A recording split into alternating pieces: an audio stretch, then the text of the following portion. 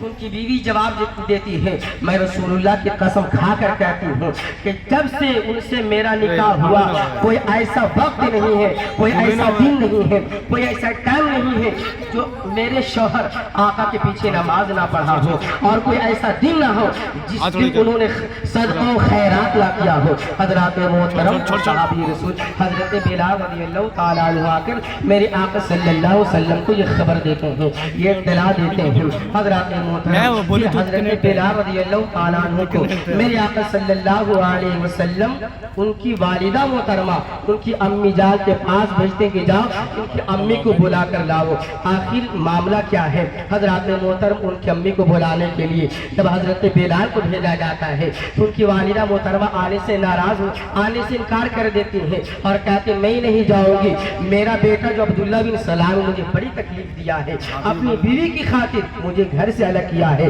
اپنی بیوی کی خاطر مجھے بہت ستایا ہے، میں نہیں جاؤں گی۔ حضرات محترم حضرت بلال آ گئے، پھر حضرت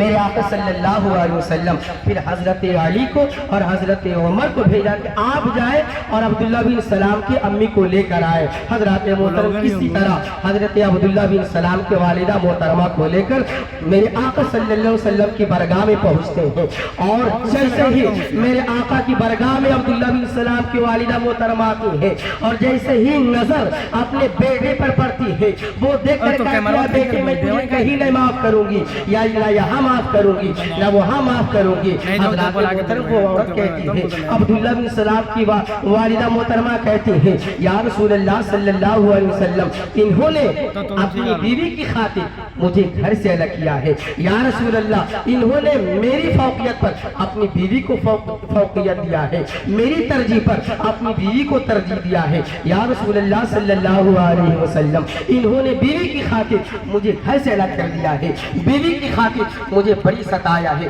میں اسے معاف نہیں کروں گی۔ میرے آقا فرماتے ہیں ضعیفہ اپنے بیٹے کو معاف کہتے سبحان اللہ۔ میرے آقا فرماتے ہیں اے امی اے ضعیفہ اپنے بیٹے کو معاف کر دو تو تیرا ذمہ میرے حق ہے،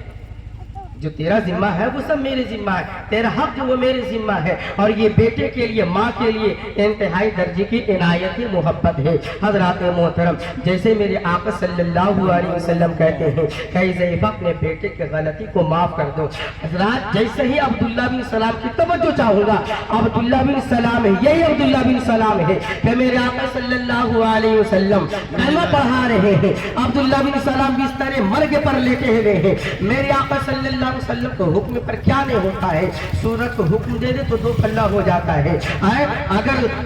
میرے آقا صلی اللہ علیہ وسلم اگر درخت کو اگر حکم دے دے تو میرے حضور کی برگاہ میں آ جاتے ہیں، حکم دیتا تو کلمہ پڑھتے ہوئے نظر آتے ہیں، بے شمار معجزہ ہے۔ میرے آقا صلی اللہ علیہ وسلم عبداللہ بن سلام کو کلمہ پڑھا رہے ہیں لیکن کلمہ پڑھ نہیں پا رہے، کیوں؟ اس لیے کہ ان کی امی ناراض ہے، اور جیسے ہی ان کی والدہ محترمہ خوش ہوتی ہے، جیسے ہی راضی ہوتی ہے،